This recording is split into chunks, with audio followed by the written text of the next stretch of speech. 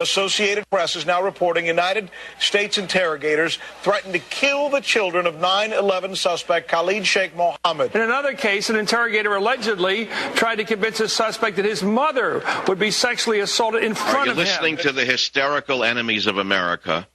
That would include the three talking heads you just heard. These are people who are on the other side. They're fighting for the other team. They have taken the side of al-Qaeda. They may as well have, if we were in the Revolutionary War, as they say, turncoat, red coat. In World War II, they could have happily put on the uniform of the enemy. I've never seen anything like this. I've always known they hated America. I've always known they were against America. I've always known that they hated the police. I've always known they've hated the military. I've always known they've hated the flag. I've always known they've hated the family. But I've never seen anything quite like this, which is why I'm not going to talk about it. It is obvious to me that we have an administration that is on the other side, an administration that has taken the side of al-Qaeda itself. Don't tell me that Obama doesn't know anything about this. Attorney General Holder was appointed by him. He was told what to do. This is the same Attorney General Holder who released the Puerto Rican terrorists. This is the same Attorney General Holder who released Mark Rich. This is the same Attorney General Holder who has been dying to do this from the day he took office. The radical far left is now on the side of the enemy. That's my opinion. Now, whether we can pull out of this is another story. I don't know. We have no Republican Party to fight for the American people. There is no opposition party. We've never been here before. In the past, there's always been two parties. We have one party and the people. There's an invisible Republican Party. You know, you go to England and you see the labor socialist government of Gordon Brown, how inept, how corrupt, and you see that there's a conservative party in the wings with a literate head of the Conservative Party who gives speeches. Name the head of the Republican Party in America. Name one person in the Republican Party who will get up and say one word that you feel confident in, that someone who speaks for America. That's why I don't want to talk about it. First of all, I had the best Chinese meal of my life at Shanghai 1930. Let me get it out of the way. Yes, my friends own the restaurant. No, I get nothing for this. I haven't been there in over a year. But, you know, there's such a difference between Chinese food that you know and high-end cuisine that it's worth talking about. The reason I went is because they gave me a private dining room for 4 people, so I wasn't seen. I was not even heard. I was like a child, not seen nor heard, which is the only way I can eat. I don't like restaurants because I can't stand listening to other people talk. Call it a quirk. Call it a quirk of mine. I don't go out to dinner to listen to people scream. I don't go out to dinner to go listen to people scream and laugh. It doesn't entertain me. I don't need that kind of sensual stimulation. I'd prefer to eat a takeout meal in front of a television set. But anyway, I went out there, and I'm not going to describe the menu. There's one thing they have that no one else has, which is egg white rice. It's amazing. Very, very interesting dish. And then the usual, you know, the steamed fish, but and all sorts of other things. It was really lovely in a private room. Wonderful. And I suggest you try it if you can. They're very nice people who own it, and the food is really great. Shanghai 1930 in San Francisco. I have no ownership, nor do I get anything from this, and I just want you to know where it's a little different. Sunday, I went out on my boat with the captain. We returned right at Point Bonita.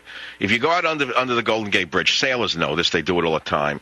I'm pretty much strictly a bay boater. The bay can be pretty exciting unto itself. On a windy day, the bay is like an inland sea. I mean, you can get some nice swells, some nice waves, spray in your face crossing the bay to and from San Francisco, but if you go out under the Golden Gate Bridge and you drive about, 5 miles, you hit Point Bonita, which is the last point of land, and then you turn north in the channel. And about 5 miles out is a place you're never supposed to go over. It's like no man's land called the Potato Patch, because they sometimes get monster rollers coming in over there, so you don't go there.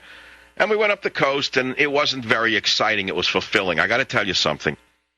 When I came back from the ride in my boat, which I've had 6 years, the Grand Banks is the greatest yacht ever made, by the way. Again, the boat's 6 years old, and everyone says, oh, Mike, how long do you think you're going to live? Get yourself another boat. You deserve it. You know, you can afford it. I got to talk about something. Why get rid of something that's perfect? It's 6 years old. It has less than 400 hours on it, and I'm not here to auction the boat off. But this boat holds the water like no other boat I've ever been on, and the newer boats changed the hull design from a Ed Monk design, which is a semi-displacement trawler hull. The boat will still do 15 to 18 knots with twin 365 turbo horsepower Cummins diesels, American-made, the best engines in the world. The boats, I started every time I ever started it in 6 years. Imagine having a boat that starts every time you've tried it in 6 years. Go out, come back, get in bed at night to go to sleep. Now, normally I have a high degree of anxiety in my being. That's how I've lived all my life. I'm kind of an edgy person. I've been this way my whole life. And if it would have killed people, it was supposed to be so bad for you, anxiety and stress, I would have been dead at 11. So this is a thing that drug peddlers sell you, called the American Medical Association. They tell you you're supposed to lead a stress-free life. Frogs don't even lead a stress-free life. Nobody leads a stress-free life. It's a myth in order to sell you pills and psychotherapy. But I come back from the boat ride. I have zero anxiety in my being. And when I go to sleep at night, you know what I think about? I don't think about being banned in England. I don't think about Obama, the neo-Marxist. I don't think about him killing America's economy. I don't think of any of that. In other words, my normal fears are gone. All I could think about were the waves and the color of the water and how the boat moved in the water.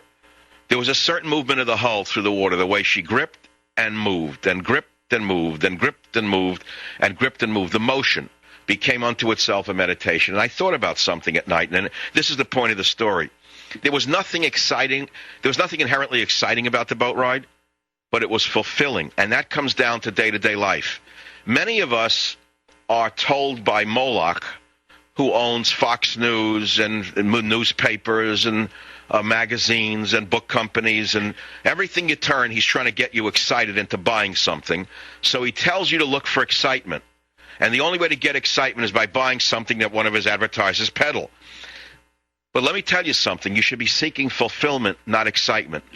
And that's the problem with American society today. The children have been taught to seek excitement, not fulfillment.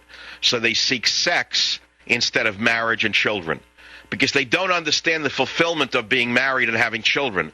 All they've been brainwashed into thinking is that excitement is the end of human existence. And it comes back again to the same thing, whether it be sports or salacious entertainment or bad fast food. All of these things are minimally exciting, but none of them are fulfilling. A simple boat ride up the coast, off the coast of San Francisco, gave me fulfillment, not excitement. And so the moral of the story is, the less excitement that you seek, the more fulfillment you will have. With God's will in your listenership, I shall return. Savage. Michael Savage. Afternoons 3 to 7 on Talk 910 KNEW and online at 910KNEW.com.